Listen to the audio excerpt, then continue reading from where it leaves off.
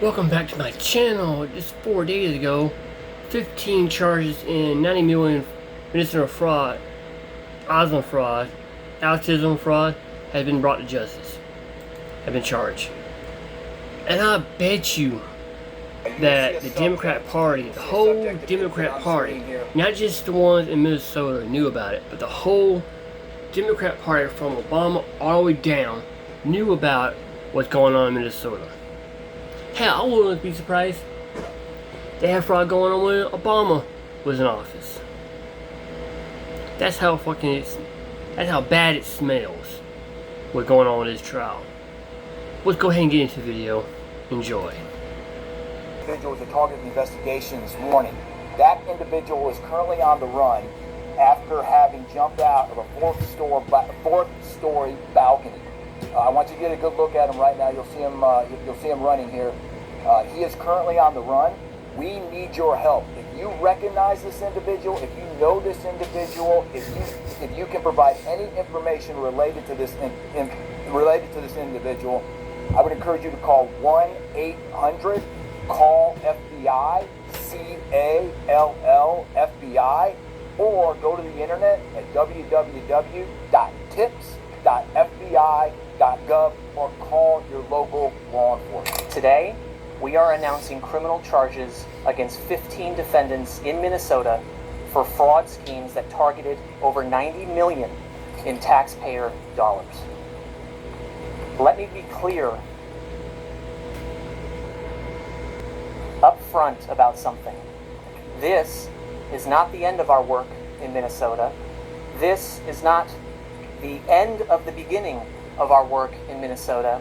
This is the beginning of our work in Minnesota. The fraud here in Minnesota is shocking. Our cases today involve 7 different state-managed Medicaid programs that have been systematically pilfered by fraudsters who treated Minnesota-run programs as their personal piggy bank. One of the programs has been completely shut down because there's no money left. It's all gone. That was Minnesota's state-run Housing Stabilization Services program, designed to help the homeless find and maintain housing.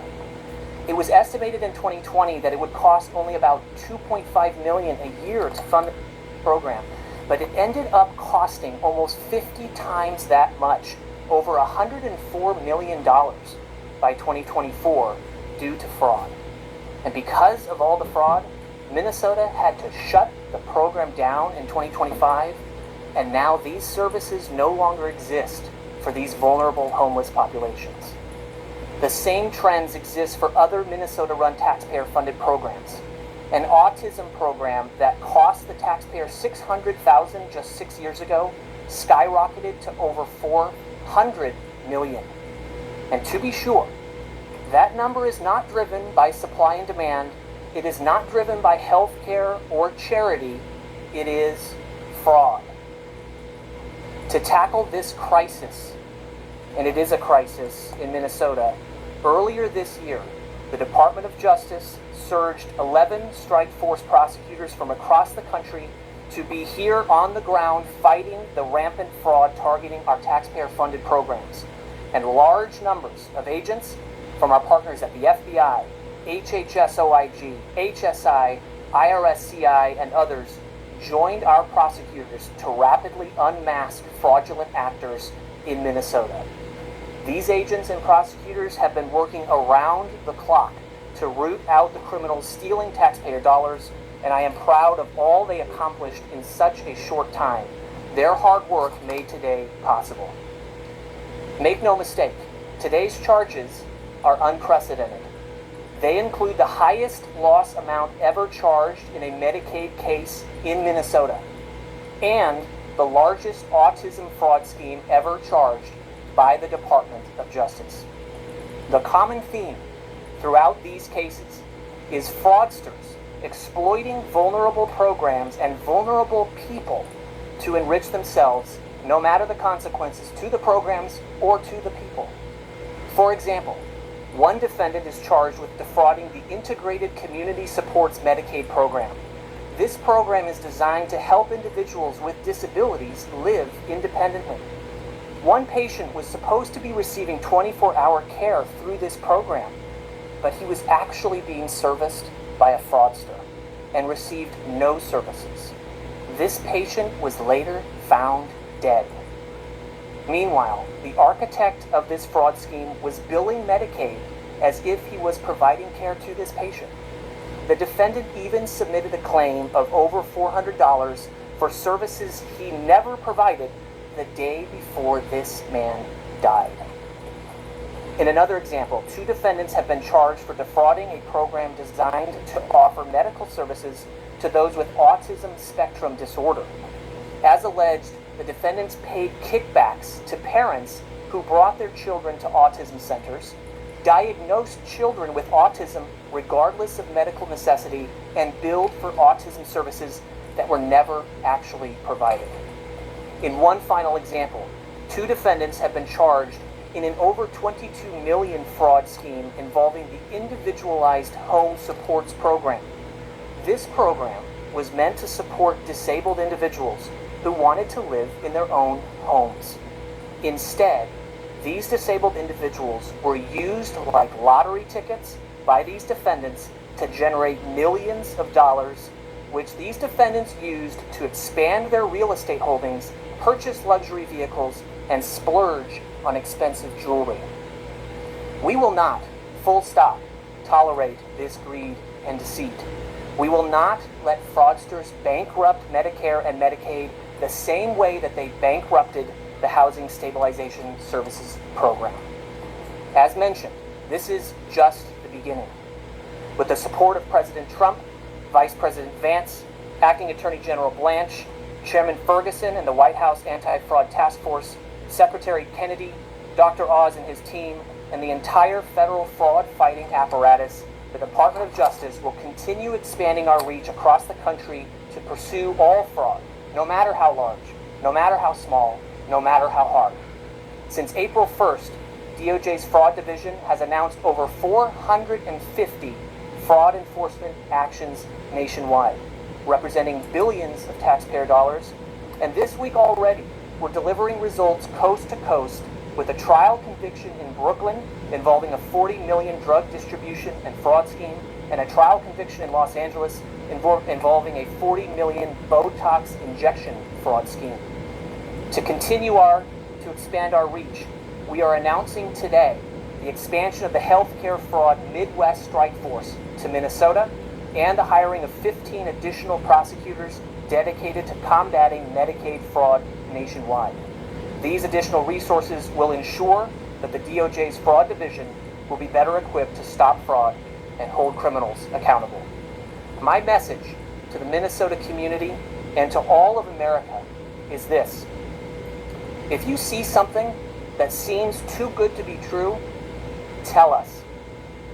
In some areas, such as in the daycare prosecutions we announced today, a culture of fraud has taken root, where child care centers even offer kickbacks to parents to enroll their children. If something sounds good to be true, it is. Do the right thing, speak out, help us win the fight against fraud. And now my message to the fraudsters is this: eat, drink, and be merry today, because your days of frolicking and freedom are numbered. We are doing everything we can to find you, and when we do, we will prosecute you, and we will claw back every dollar you have stolen from the American people. We will not rest until every fraudster knows that the cost of stealing from the American people is far higher than any scheme is.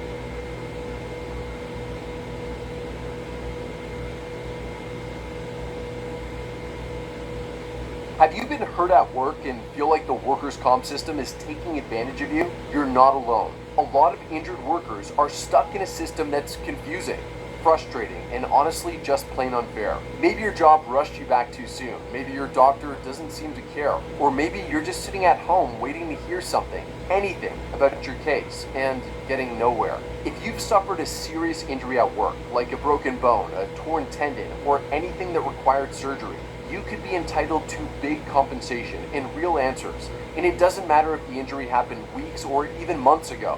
If you're still dealing with pain, time off work, or bills that are piling up, this applies to you. Click the link around this video to take a free 30-second quiz. Based on your answers, you'll find out how much your injury is worth and speak to a local attorney who specializes in workers' comp cases just like yours. We've helped hundreds of workers who were stuck in the exact same situation, injured, confused, and unsure of what to do next. Take Steven, for example. Steven tore his rotator cuff lifting heavy boxes on the job. His employer told him it was just a strain and gave him some time off, but the pain never went away. He didn't know his case could be worth 6 figures until he took the quiz and got matched with a lawyer who fought for him. Here's what most people don't realize. The workers' comp system is designed to save the insurance companies as much money as possible, not to actually help you. The truth is, working with a lawyer can get you up to 10 times more than handling it yourself. After you fill out the quiz, a top-rated local attorney will contact you within 24 hours for a free consultation over the phone. You'll get a step-by-step plan for what to do next, and if you move forward, your lawyer only gets paid if you win. No upfront fees, no hassle, just real help. This isn't about gaming the system. It's about standing up for yourself when the system lets you down. A lot of injured workers feel guilty for speaking up. They don't want to be seen as difficult. But let me ask you, did your employer feel bad about sending you back to work while you were still hurt? Did the insurance company lose sleep when they delayed your treatment? Are they the ones worrying about how you'll pay rent this month? You got hurt doing your job. Now it's time someone fought for you. Click the link to the 30-second quiz now. There's zero risk, and it could be the first step to getting the help and justice you deserve. Still unsure if you qualify? Here's the deal. If your injury happened at work, you needed surgery, time off, or are still in pain, and you haven't received a settlement or hired a lawyer, there's a good chance you do. So what do you have to lose? Click the link, take the quiz, get answers. You don't have to do this alone anymore.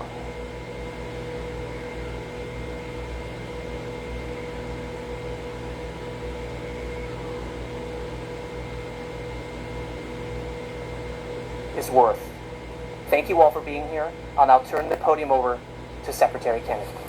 I'm showing you that because that's the magnitude of the fraud and the damage that we're talking about today. I want to thank Todd Blanche, who couldn't be here today, Colin McDonald, and everyone at the Department of Justice for leading this effort.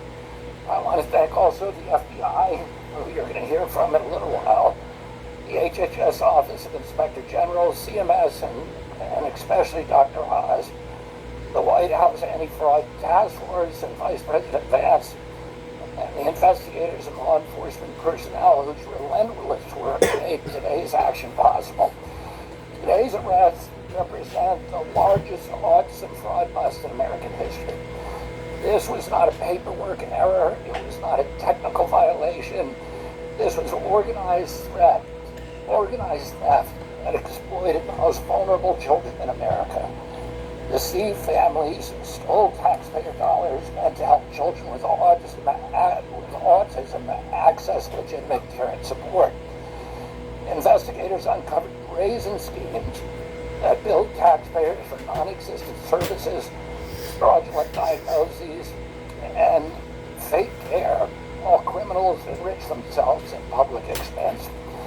Every fraudulent autism diagnosis steal time, care, and resources from the children for whom this program was denied and who desperately need this care.